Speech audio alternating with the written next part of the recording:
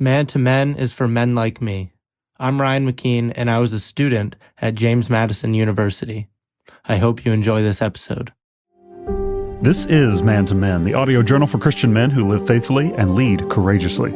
I'm Jared Musgrove, back with you for another Live Faithfully segment, and this is just some daily bread as you are going, as you're starting your week. This is a devotional conversation to help you live faithfully with God and one another.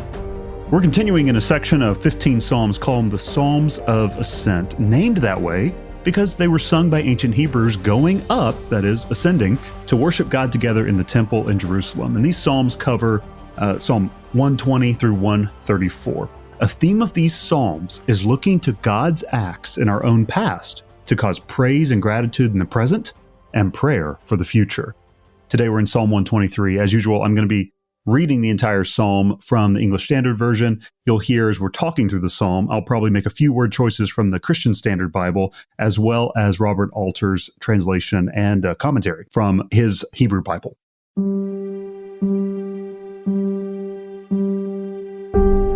Psalm 123. To you I lift up my eyes, O you who are enthroned in the heavens.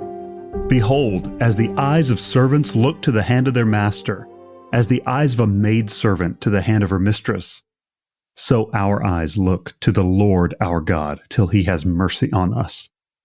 Have mercy on us, O Lord. Have mercy upon us. For we have had more than enough of contempt. Our soul has had more than enough of the scorn of those who are at ease, of the contempt of the proud. A bit heavy there, very short psalm. Remember, the Hebrew Bible ordered these Psalms of Ascent much like a playlist. So think about what you'd put together in Spotify, or if you're of a certain age, maybe what you would have assembled back on the old iTunes, or maybe you made a mix CD or a tape. Either way, these songs tell a story. They tell a story as songs, but some thematically link up next to each other. We see this with Psalm 121 that we did a few weeks ago, and now with 123. And so we are mixing them together for the road trip. We see the repetition of these ideas. You're going to hear some of this over and over as you listen through, as you work through this together, both with God and with one another. We see the repetition of the idea, again, that our eyes are lifted up still.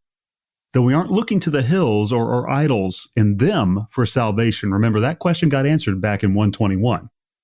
Notice the confidence of the soul man whose lone voice opens this song. He sings aloud, I lift my eyes up to you, the one enthroned in heaven. No hesitation. That's what it's like as you journey with God and one another. You are able to confidently say, my eyes are looking up to the Lord, the one enthroned in heaven. There's so much to say about our body posture, sometimes in worship, and sometimes we just forget to look up to remind ourselves that God is over all things. So this man sings that truth, and then the community around him joins in the song all together with several lines about servants that candidly feel a bit alien to modern men like us. And it's the only metaphor in this very brief song, the one of servants. It's a metaphor that describes a relationship that was widely understood in the ancient Near East. So we've got a little bit of work to do to just understand the depth of this psalm and how these people are positioning themselves before God. A key to how we relate to God in community is that every man and woman in the Lord's community looks to God, these people sing, as urgently as a servant looks to the hand of their master. They are saying and singing that we are utterly dependent on the master to provide everything for life and livelihood. It is an abject dependency. The servants would have nothing if not for a good master or mistress. That's what they are singing. That's what this community is saying about their stance before God. And that's part of getting together with godly people. You're all agreeing that we have this in common. We'd have nothing apart from him. And if there is a good that one or any of us lack together, this song is meant to be a reminder to those saints then who were traveling to go up to worship together, and to us that we keep our eyes looking to the Lord our God until, the psalm says, he shows us favor. We call that faith. That's what these songs are designed to do, is to remind us of our ancient faith. And that's what they continue to sing. They say, show us favor, Lord. Show us favor, for we have more than enough of contempt. You can feel that, can't you? We've had more than enough. Scorn from the arrogant, they sing, and contempt from the proud. Did you know we can ask the Lord to show us favor? And why is that such a wrestle for us? Honestly, I've so many of us men, myself included at times, struggle with this idea that we can ask the Lord to show us favor. But here you see it. You hear it. It is sung in Psalm 123. In the years of pastoral experience and counseling, I have found a key issue among most men is that we struggle to believe that God likes us, that he actually wants to give us good gifts, that he wants to show us favor. Maybe it's because, just like this community of travelers, we could all say that we've had someone we trusted betray us. Could be a family member, could be a close friend, could be a coach that cut us down with hard words. Maybe there are words missing from a parent or a mentor. You can relate to this song. We've had more than enough of contempt, of harsh words. Our soul, they sing, has had more than enough. A lifelong fight will be to not fully graft our experiences or expectations of human relationships onto our relationship with God. Not ultimately. As we've been seeing throughout these Psalms of Ascent, God is beyond human frailties, and he has mercy on each of us because of ours. Your weakness, my lack, the harsh words we've all received don't reflect God's attitude toward you. He can be trusted, is what the song says. He can be trusted to be not just a good master, but a good Lord. He delights to give good gifts to his sons. And we need one another, men. We need a group of men, a circle of trust to remind us of this constantly, because I forget it. I know you forget it because we're human. We have to remind one another with psalms, hymns, spiritual songs, just as these travelers are doing, of the gospel of God in our lives, of who he says you are, your identity. Remind one another of his promises. I need a brother to do that sometimes. That God does indeed like me. He loves you, and he wants to give us good. This community of travelers has come together, and they've each sang and shared that they have each had times where they were treated with contempt by persons they knew. They're tired of it. They've come together because they want to walk a different path, one that leads to worshiping God together. This is the favor they're asking from God on the journey together. The walk and the songs are going to continue. Before then, as you men are considering this psalm this week, maybe do something as you're meeting with your men's group. Just read the psalm aloud after you listen to this. And think about these questions. What is God protecting you from right now? This comes from the idea that we lift our eyes not to the hills or the idol worshipers who live in them, but we are looking constantly to God. Sometimes we forget the very real protection of God. So what is God protecting you from right now as you journey? Another question you can ask and consider together, share with one another.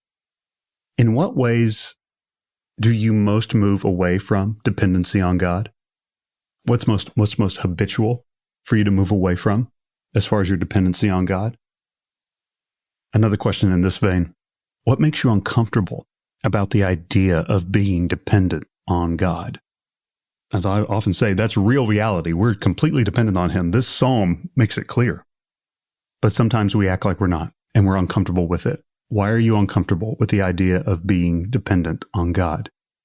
Related question. What makes you uncomfortable about the idea that God likes you, that God likes to bless you, and that you can ask for his blessing, just as these pilgrims did all that time? We are in this line of faith.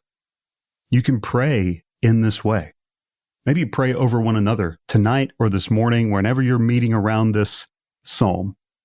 Ask one another, what is a way that you would like God to bless you? And how can we ask with you? How can we walk in the favor of the Lord this week? He wants to show us favor. What does that look like for you? So spend time thanking God for the community he's put around you, men. If you're listening to this and you're thinking like, I don't know who those guys are, then start asking God to show you favor and to give you that good provision. That's a great prayer. Because through the highs and lows of life, we tend to drift away from the presence and dependency on God if we get too isolated. And as a godly community gathers around us, we can give one another daily reminders of why we need God, why we have to stay dependent.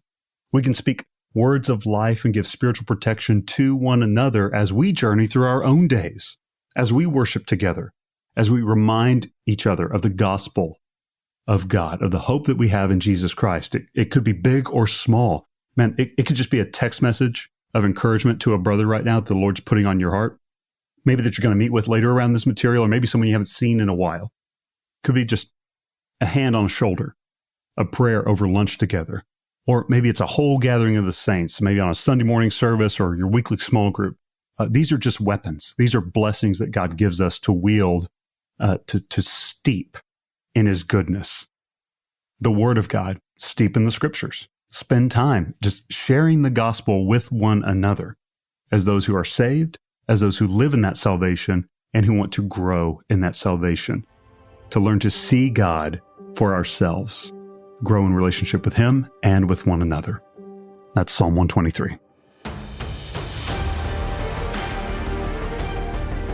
Man to Man is a creation of Beta Upsilon Chi, the nation's largest Christian fraternity, commonly referred to as Bucks. You can find out more about Beta Upsilon Chi by transliterating our Greek letters and adding a .org. That's byx.org. If you're enjoying this podcast, please consider supporting us by clicking the partners link in the show notes. And we are produced by the good gentleman of the Good Podcast Company. Producer Bradley's at the helm over there. Until next time, I'm Dr. Jared Musgrove with Man to Men.